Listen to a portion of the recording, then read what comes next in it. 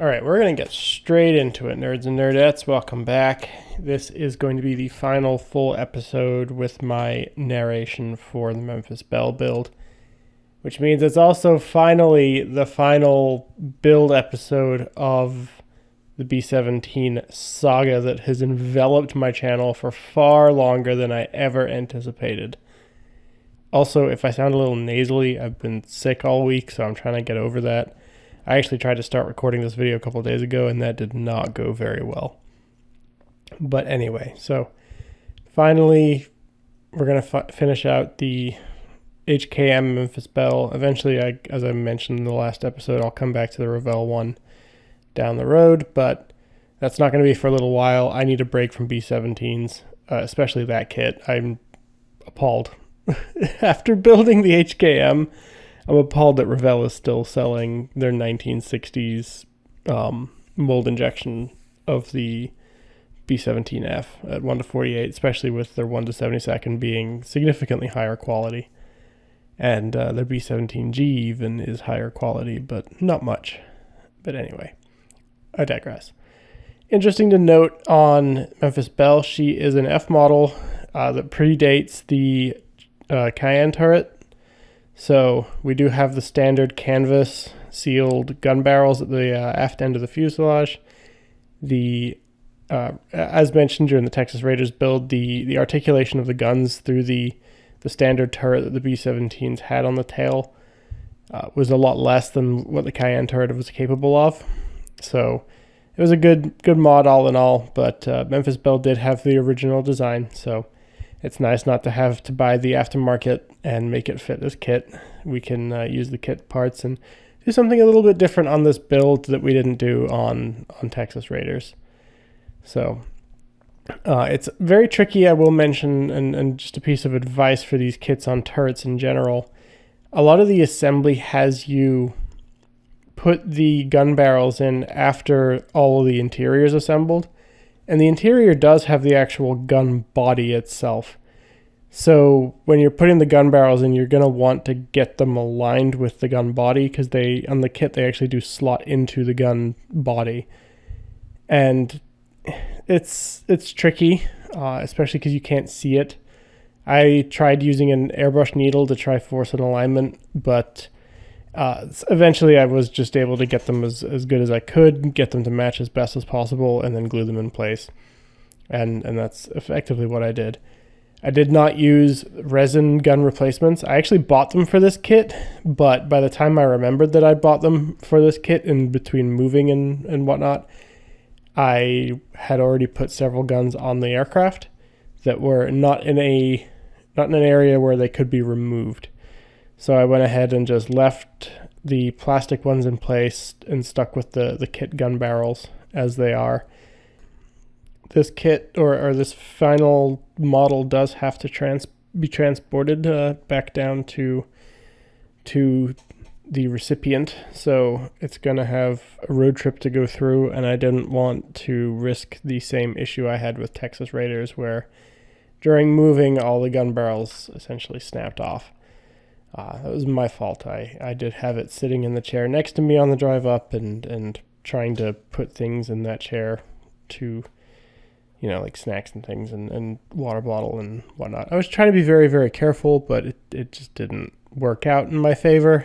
And I think it was actually the last couple of hours of the drive that it happened, because every time I checked it, it was fine. But when I finally took it out of the car to put it up in the new place, it was not in good shape. But anyway, the mounting of the upper deck, up of the dorsal structure for the cabin onto the aircraft, I did figure out what caused the issue with Texas Raiders, and it's such a small issue. I think what probably exacerbated it was the wiring for all the electrical components, but the bulkheads for the forward and aft sections of the bomb bay do actually need to go down all the way until they touch the fuselage halves at the bottom. And if they don't, it will force that protrusion, that gap between the dorsal and the fuselage to be much, much worse, exactly as I saw in Texas Raiders. So I did correct it for Memphis Belle. I did have a very small gap still.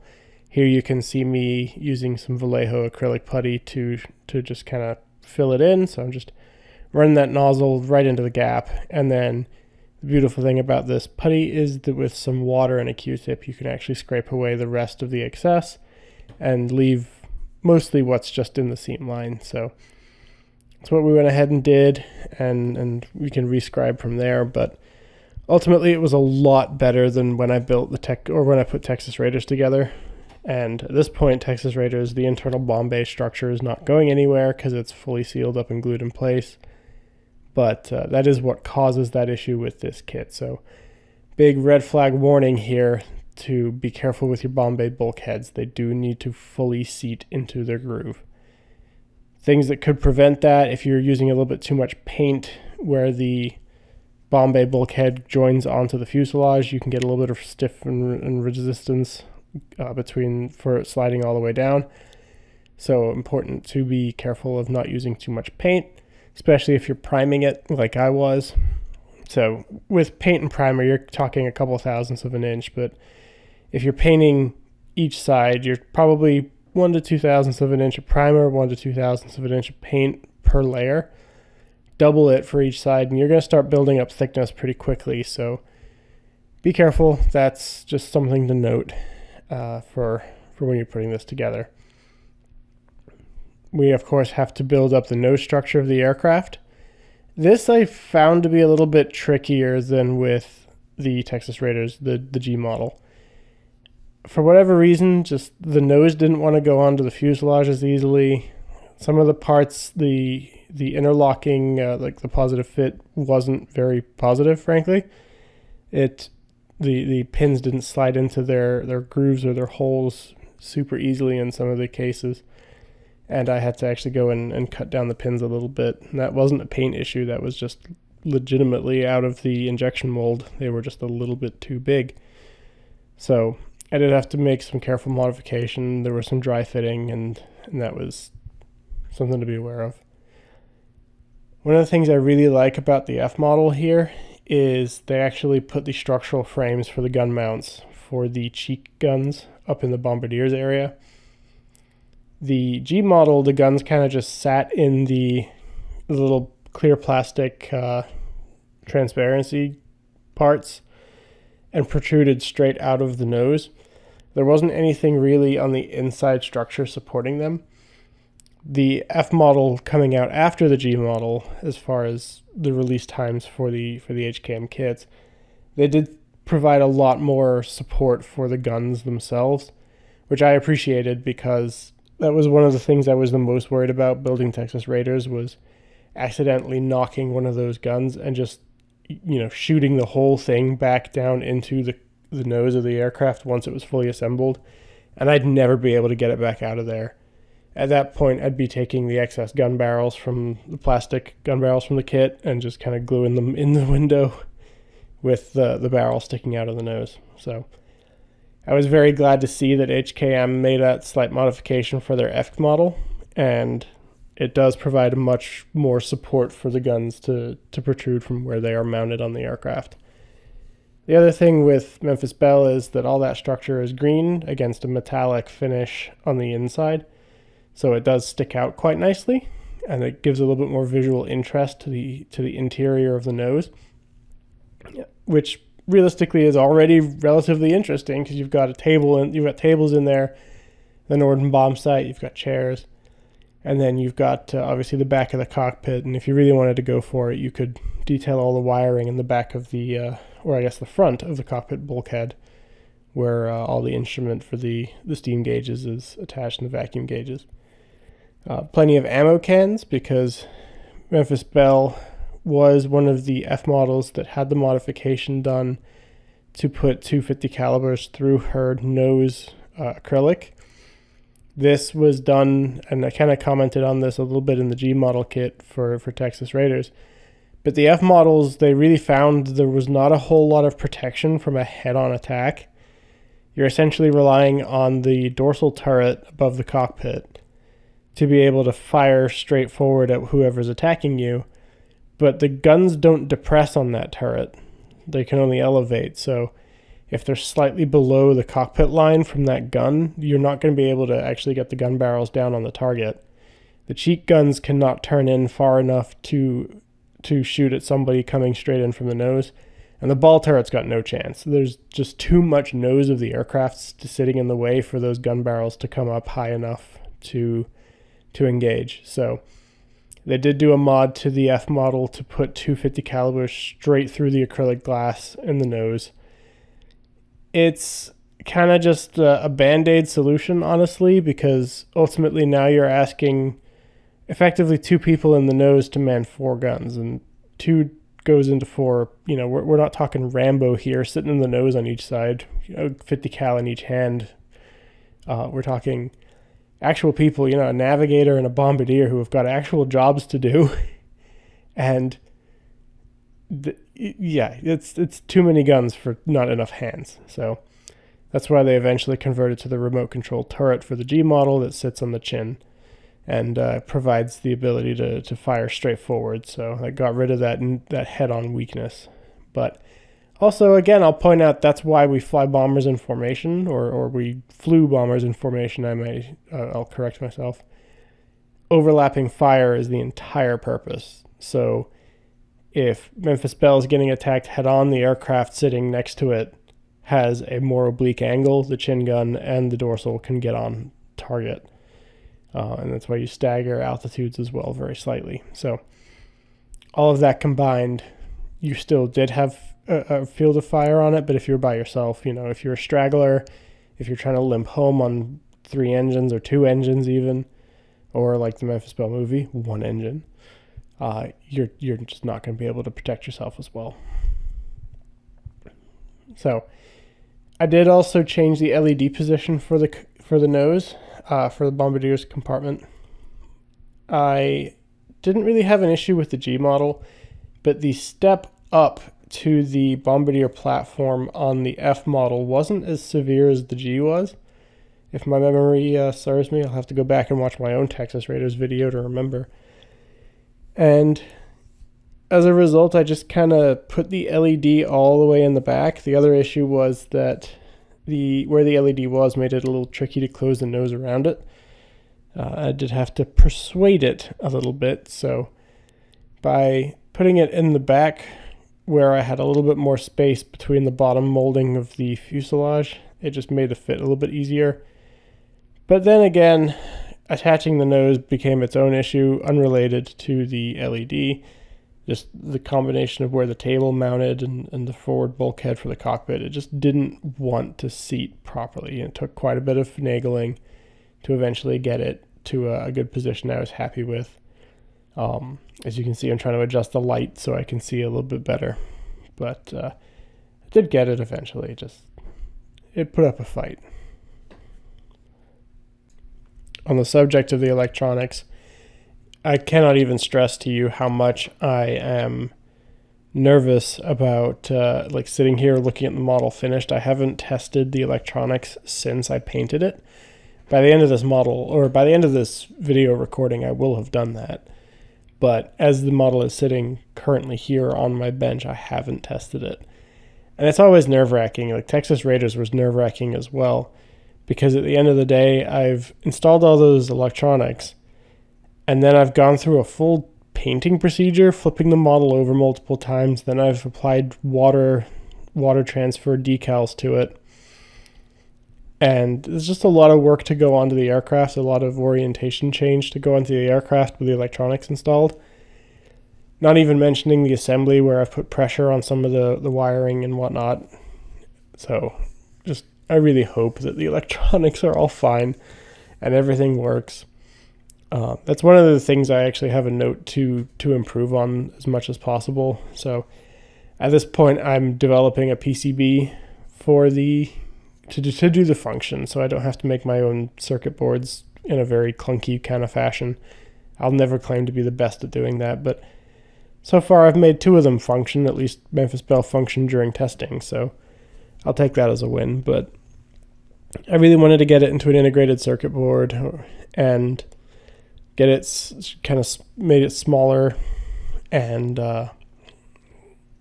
just make it smaller, make it less complex, and and less manual. So I do have a prototype of that coming on the way. And of course, immediately as I was putting together this video, I realized, hang on a minute, that whole diode function I did with turning on the right-hand speaker, I could have just done that with like surround sound stereo on the audio track and panning the audio across to the right-hand speaker. So that's an improvement I have immediately considered making. It's too late for Memphis Belle, unfortunately. I can't get into the MP3 player that's in the wing to get the memory card out without structurally damaging the wing. Otherwise, I would go ahead and do it because I can just change the code to turn that transistor on immediately and activate both speakers. But it's too late for the Memphis Belle kit, and it's just a lesson learned, right? This was always going to be an iterative process, and I'm fine with it. I mean, it works just fine by itself. I don't have any issues, and I think it's a cool leap forward. But definitely an improvement I can make on the next build, which you'll find out about soon enough. If you follow me on Instagram, you already know what it is, which is a solid plug to go and check out my Instagram. And while you're at it, consider checking out my Patreon. My Patreon subscribers will be featured at the end of this video, but it's a new thing I'm doing. Anyway, moving on, we're using just the regular Mr. Surfacer 1500 black, which for some reason I'm having a hard time finding replacement. I was running very low of Mr. Surfacer 1500 black. While painting this, I did not know if I was going to have enough to complete the model, so I thinned it down quite a little bit more than I would otherwise, and that's why it may take on a little bit of a sheen to it, depending on how the camera picked it up. I mean, I'm watching a lot of this for the first time as well as I go through and do the recording. I guess the second time, because I was there when it was painted. Technicality. But, yeah, I was a little nervous. I was running out of Mr. Surfacer, so I do need to find some of that and pick it up at some point in the near future. And then I'll casually just give a caution if you're painting a big model to watch where the airbrush hose is trailing as you are doing the paint. Here you can see I've got it kind of dangled behind the airbrush. You just want to make sure you don't hit the freshly laid paint and put a streak in it, because that will show through and you're going to have to correct that. So in this case, it would have been better for me to go to the aft end of the model forward, so that way I'm not dragging the hose across painted surfaces. But I didn't have a problem with it because it was something I was very aware of and very careful not to scrape on the model as I was going. On the subject of paint improvements, I had mentioned during the Texas Raiders build that I was not going to use paper napkins to do paint protection for internal features like I am here. That's mainly because I don't have all my supplies with me currently. So my plan was to use some sponge material, and I just didn't have any when I was ready to prime, so I just figured I'd go ahead and prime and I'd use what I had. So there likely is, well, I can tell you there is a little bit of lint that got trapped in the paint. It's not too bad. It's not as bad as some of the areas the Texas Raiders were. So I'm okay with it. It's not as big of a deal this time, and it's not as noticeable. So that's good. It's mainly around the transition between the vertical and the horizontal stabilizers in the tail. That area got a little bit rough just from lint blowing off the essentially what is a masking. So that's just something to note and improve on in the future and on the next one. So technique-wise, going for the same style we did on Texas Raiders, or I did on Texas Raiders. Lightening up the panels using some white, I think it's X2 acrylic. Just kind of going over the center of the panels, leaving the panel boundaries darker. That way it gives a nice little effect. Was a little heavier handed on the coloring on the bottom of the aircraft, because really what I was going for and what the recipient requested was kind of a sun bleached effect to show that she'd been sitting out in the sun for a long time, and the metal panel, the paint on the metal panels was starting to get bleached from the UV off the sun. So on the bottom, when I applied the neutral gray, that really came in and I laid it a little heavier so that it wouldn't be as noticeable. The marbling was there from the center of the panels, but you can still just see it, so it looks good. On the subject of the neutral gray, though, it took me a long time to kind of get a good reference photo of Memphis Belle. Where she's stored, the light in that area makes it look more like an eggshell color. And doing the research from Texas Raiders, I knew that all the B-17s, or most of the B-17s delivered to the UK for European theater bombing, were neutral gray on the belly, on the ventral side of the aircraft. However, every single picture I could find of Memphis Belle sitting in her display in the museum, she looked very eggshell.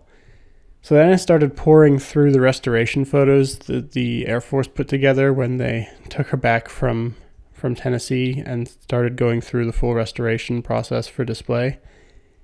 And they've got some pictures of the aircraft taken in daylight, essentially. So the aircraft's in a hangar, close to the hangar doors, and the hangar doors are open, so the natural light's spilling in, and very clearly that color becomes gray very, very clearly. So that kind of solidified it, but it took me a while to find a good reference photo for that color and start to believe that it actually was gray, because I was looking through all of my whites and yellows trying to figure out how I was going to make this eggshell tone that I'm familiar with. So I'm glad I did go through all the restoration photos. The restoration photos of Memphis Belle are incredible.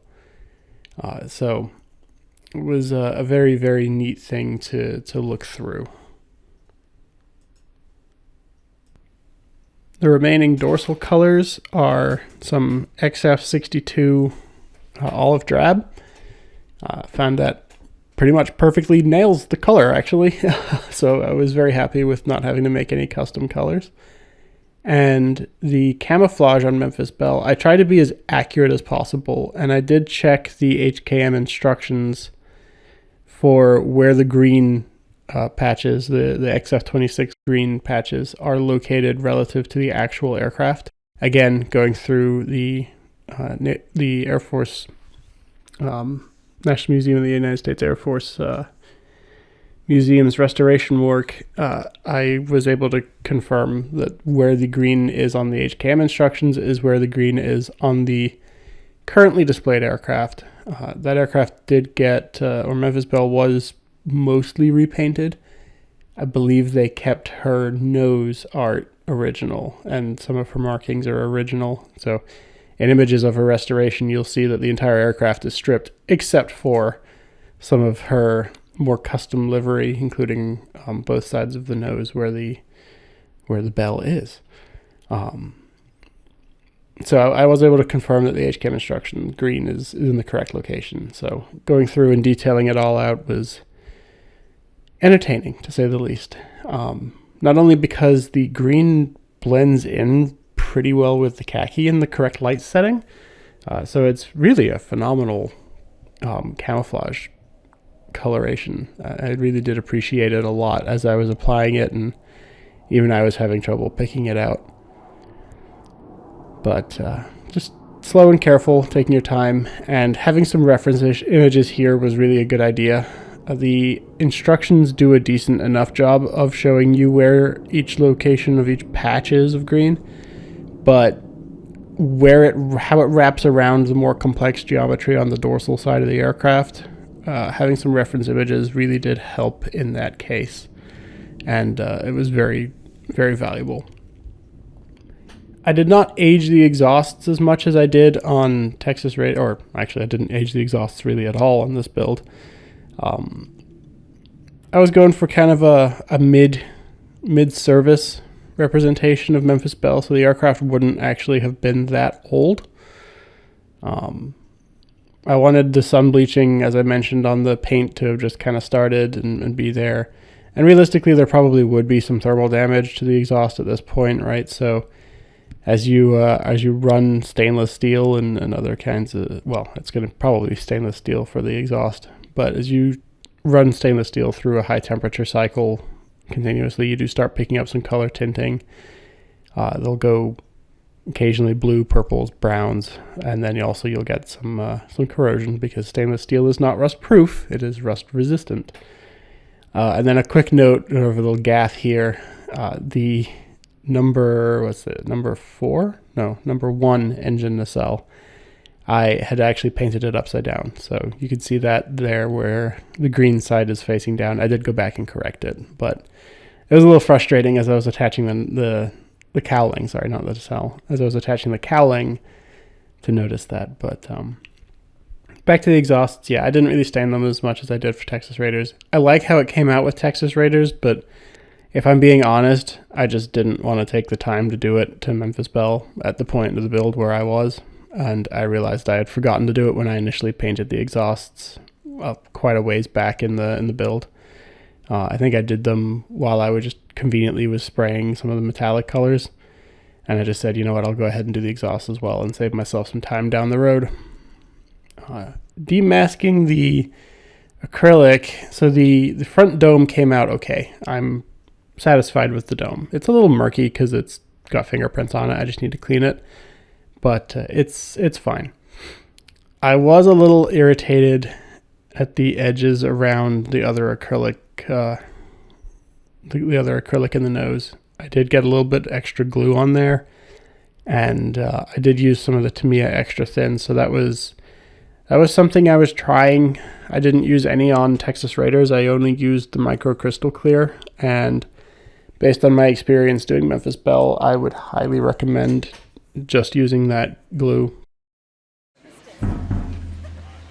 I also like to live dangerously. As you wish, sir.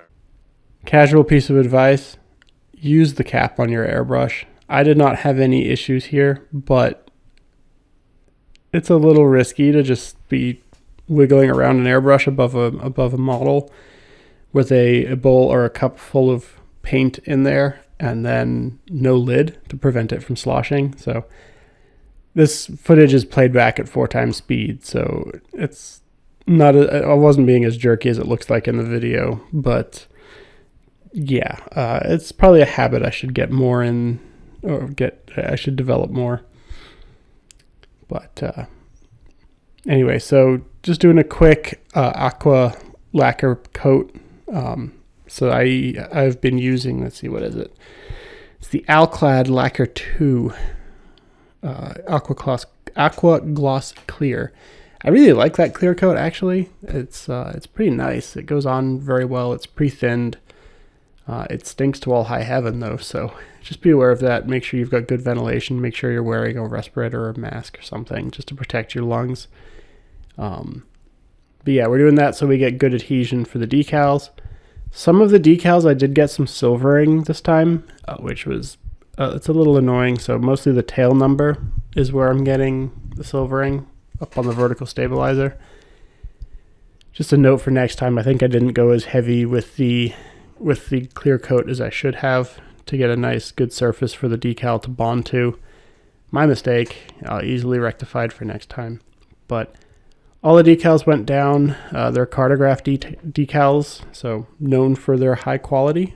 So HKM did do some good work there. But everything else went down okay. It was only really the silvering on the vertical stabilizer that was a little irritating.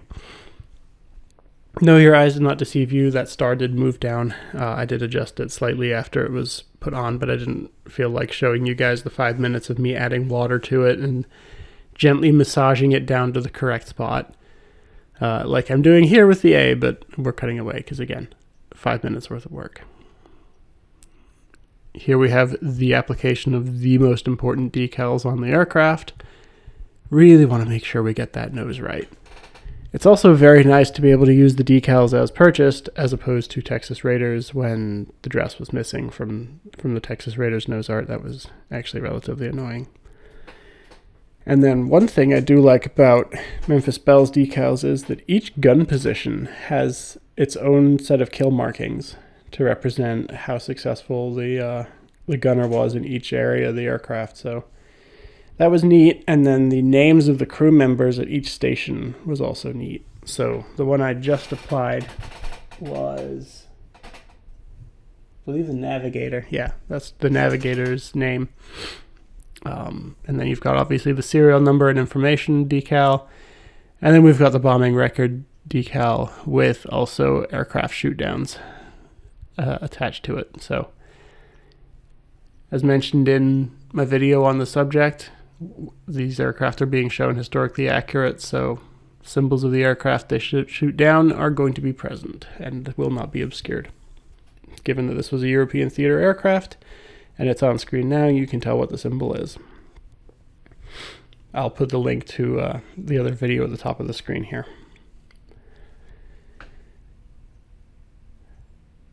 Finally, we've got the Bombardier's name being applied. Sorry, my cold's getting to me. I've got a headache. I'm getting a little lightheaded, so it's just give me a minute. I gotta breathe. And then, of course, the aircraft's name. So a lot of decals up in the nose again, same as Texas Raiders, but really solidifies the look of the aircraft, and it's very nice to work with.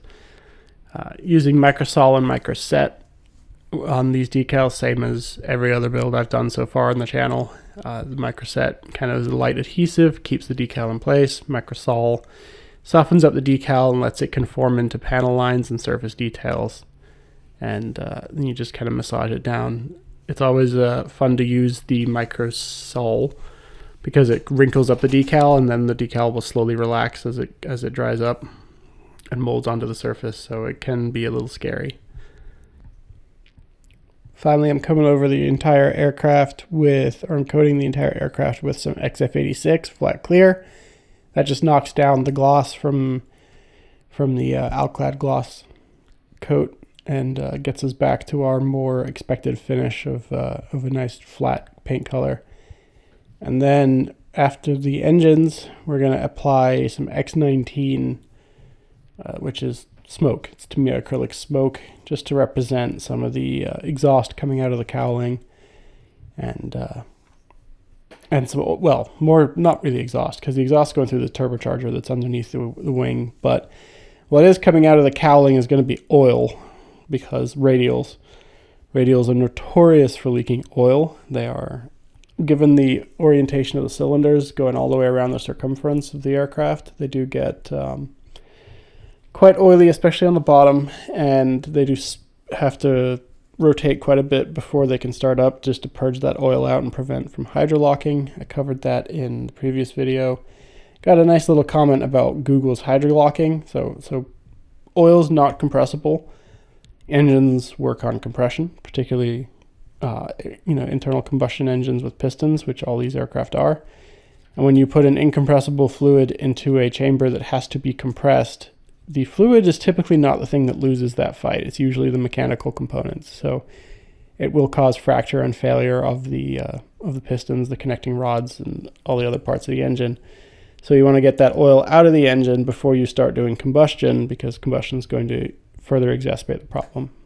So usually when you're seeing a B-17 start up or another reciprocal engine aircraft start up, you're going to see them turn the propeller over quite a few times. You may see them do it by hand, and that helps to purge the oil out through the exhaust before they actually go to run the engine, and just protects the engine from damage.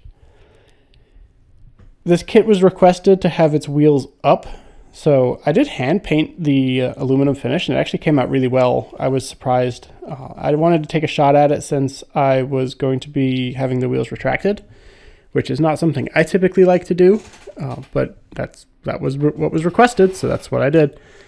And then I used some AK tire black this time I used some Vallejo tire black this time instead of using the Tamiya tire black, and I really like the way it came out. Again, even just hand brushing it came out really well. One of my frustrations with this kit is I believe the wheels protrude just a little bit too much from the bottom of the engine nacelle.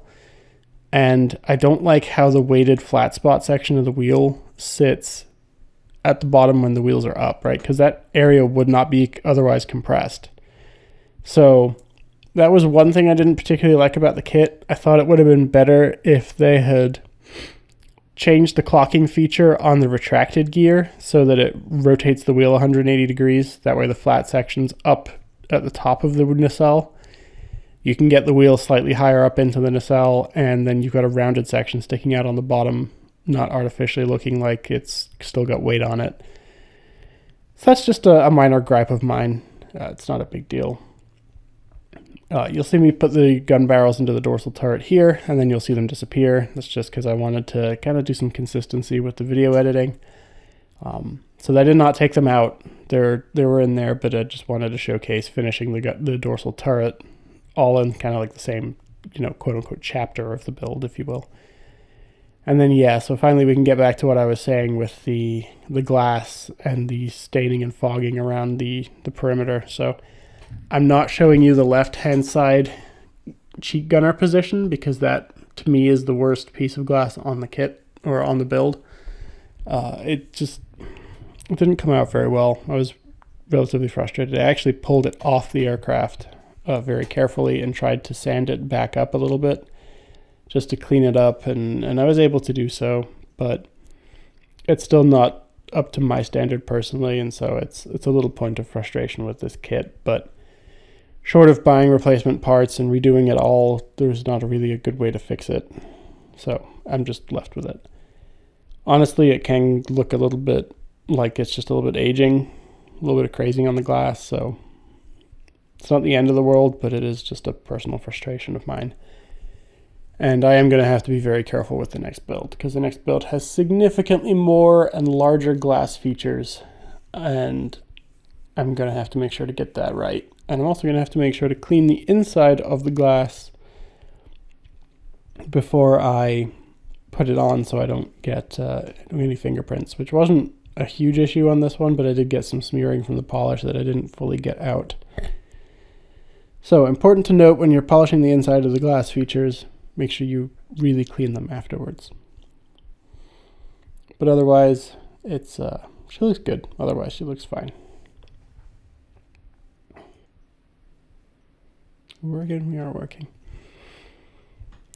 Similar to Texas Raiders, attaching the antenna was a little bit easier this time, actually. The antenna was routed slightly differently on Memphis Belle than Texas Raiders has, but I'm just using some fine black lycra rigging. It's 0.091 millimeters, so very, very small. And the lycra lets it stretch a little bit, so I don't have to have a whole lot of tension on it.